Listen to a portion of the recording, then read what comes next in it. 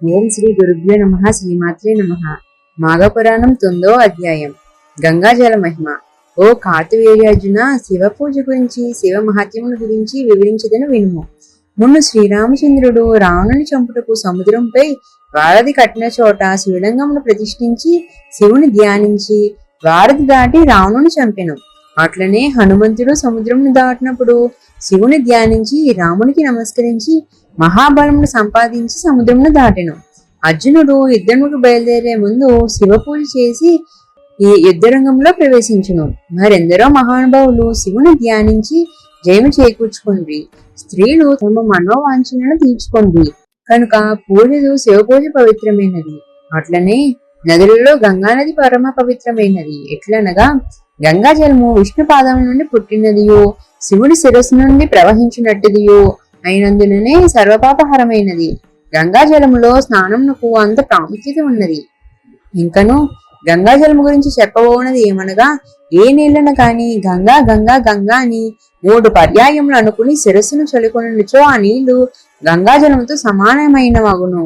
గంగాజలము విష్ణుమూర్తి ప్రతిరూపము కనుక మాఘమాసంలో గంగా స్నానము అత్యంత పుణ్యప్రదమని తెలుపుచు గంగాజల మహత్యము గురించి కార్తవీర్యార్జునకు దత్తాత్రేయుడు వివరించను.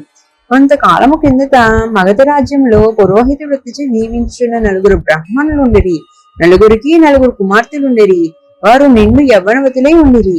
కొన్నాళ్లకు ఆ గ్రామ కోనేట్లో స్నానం చేయుటకు ఓ గురుకుల విద్యార్థి వచ్చెను. బ్రాహ్మణ కన్యల యువకుని అందము చూచి మోహించి అతన్ని సమీపించి చుట్టుముట్టి మమ్మలను వివాహం చేసుకోమని బలవంతం చేయగా ఆ బ్రాహ్మణ విద్యార్థికి విద్య పూర్తి కానందున వారి కోరికలను నిరాకరించినాం.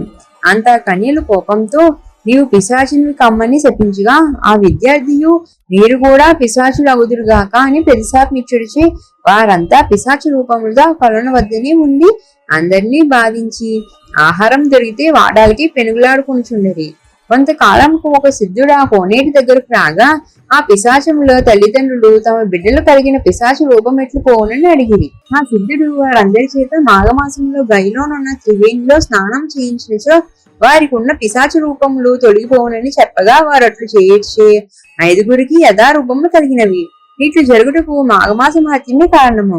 మాఘమాసం మందలి నదీ స్నానము మనుషులకే కాక దేవతలకు గంధర్వులకు కూడా పవిత్రమైనది. ఒక మాఘమాసంలో ఒక గంధర్వుడు తన భార్యతో భూలోకానికి వచ్చి గంగా నదిలో స్నానమాడాను. అతని భార్య మాత్రము స్నానం ఆచరించినని చెప్పుడుచే ఆమెకు దైవత్వం నశించి గంధర్వ లోకానికి వెళ్ళలేకపోయినది. ఆమెను విడిచిపెట్టి ఆ గంధర్వుడు ఒకడే వెళ్లిపోయాడు. ఆమె అడవిలో తిరుగుచూ విశ్వామిత్రుడు ఉన్న చోటుకు వెళ్లి కూర్చుంది.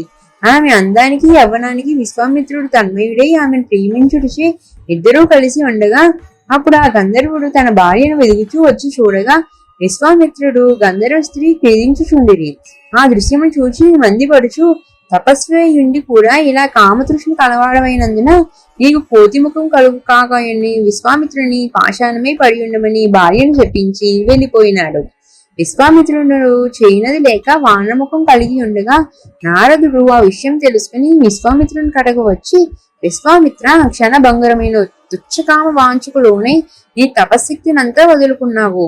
సరే లెమ్ము, గంగానదిలో స్నానం చేసి నీ కమండలంలో గంగాజలం తెచ్చి ఈ పాషాణంపై చల్లుము అని వివరించగా విశ్వామిత్రుడు గంగా స్నానం చేసి విష్ణువుని ధ్యానించి కమండలముతో నీరు తెచ్చి పాషాణంపై చల్లగా ఆ రాయి పూర్వం గంధర్వ స్త్రీ రూపమును పొంది గంధర్వ లోకములకు వెళ్లిపోయిను. పూర్వరూపం నందిన విశ్వామిత్రుడు తపస్సుకు వెళ్లిపోయిను. ఇంతటితో మాఘపురాణం 9వ అధ్యాయం సంపూర్ణం. ఇంకా మరెన్నో పురాణాలు, ఇతిహాసాలు తెలుసుకోవడం కోసం మా ఛానల్ ని సబ్స్క్రైబ్ చేసుకోండి.